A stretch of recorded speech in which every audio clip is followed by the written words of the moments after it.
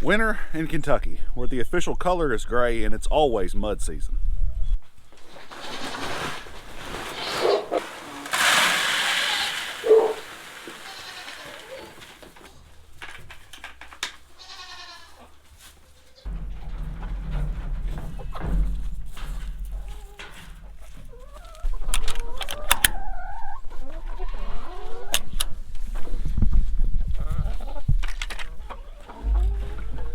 Hey, y'all already laid me an egg.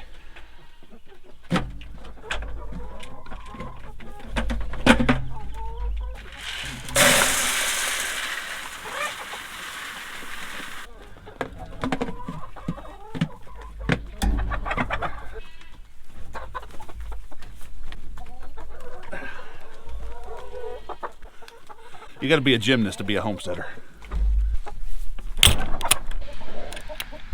For the past week or so, we have just had this really wet cold. And I say cold, I mean, you know, in the 30s, 40s.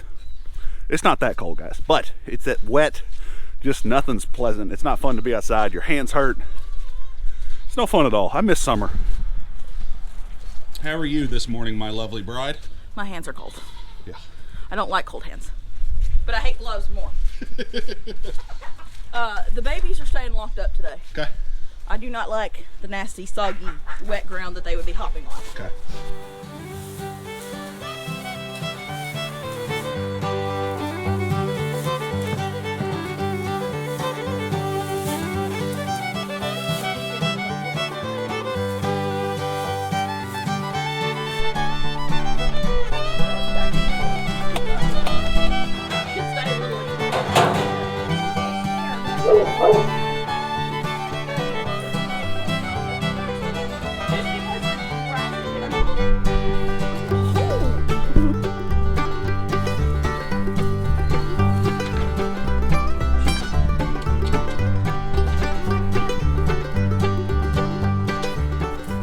Today is a fun day. Every day is a fun day, though.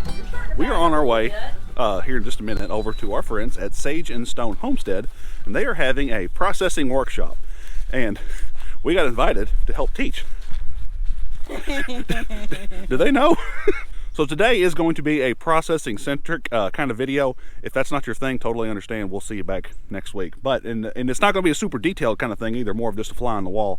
But we did want to bring you along since you're part of what we do here. So anyway, we're going to pluck a couple of roosters out of this chicken tractor and be on our way. They got to go. They got to go. Got too many roosters. Way too many. And why do we have way too many roosters, Reagan? He let them hatch, and I told him not to. This is a point of contention in our marriage. Hey!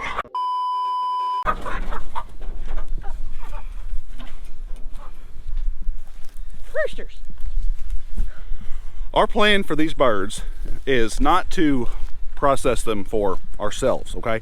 And some of you may be thinking, well, why are you dispatching an animal and processing it and doing those things if you're not going to eat it? Well, it is still going to go to use here on our farm, and our plan for these roosters, because we like to eat these Cornish crosses, but these, you know, these are young, but still, our plan is to make dog treats out of them. So you guys are going to go to feed the pets here on our farm as treats, and we're also, you go ahead. I'm going to, so we're not going to pluck them. We're going to skin them out, turn their meat to dog treats, as in jerky, and then we're going to keep their bones to turn into chicken stock and bone broth. We'll keep the bones, throw them in the Instapot pressure cooker, and have bone broth, which is great in the winter. Nothing's going to go to waste. Just because we're not consuming it doesn't mean that this isn't something that we can do, and it's just part of the homestead farm life. Is when you have animals, and again, we're thankful to our Lord that we get to take care of His creation, to be stewards of what He's made. This is part of it. We want to make sure everything gets put to good use.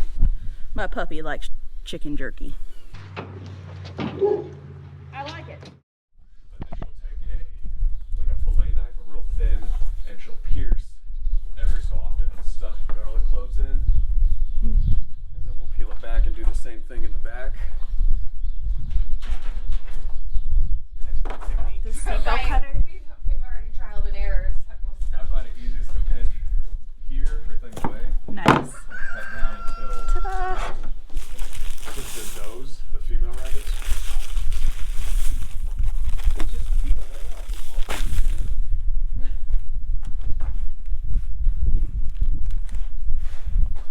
One thing that's kind of neat about today, Heather and Levi are experimenting a little bit with tanning hides or preserving hides on some rabbits and some goats, which is super cool. I mean, that whole process just, it's so involved.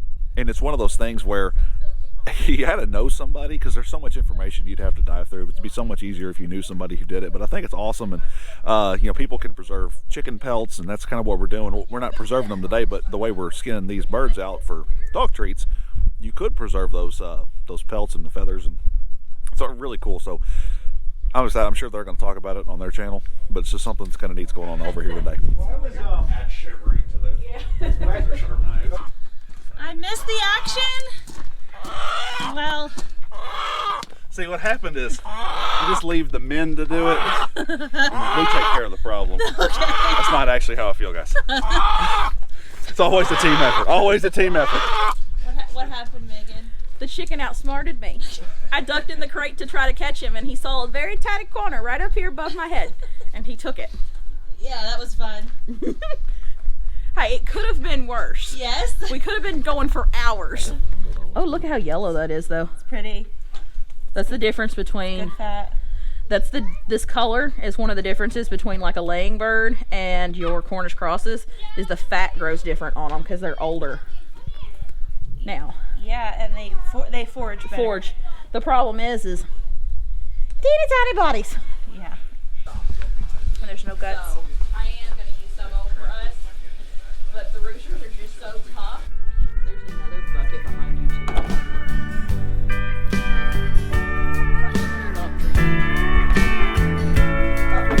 Oh, that's your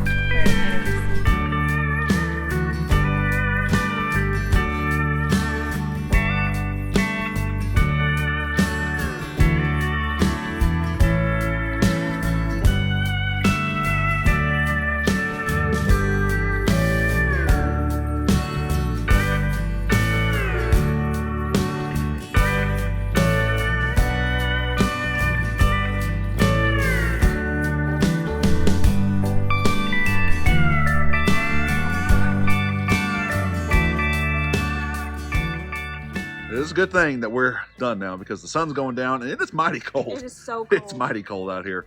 But I mean, it's a busy day, but this is what we love doing here as homesteading friends or whatever. You know, we get together, we help each other out.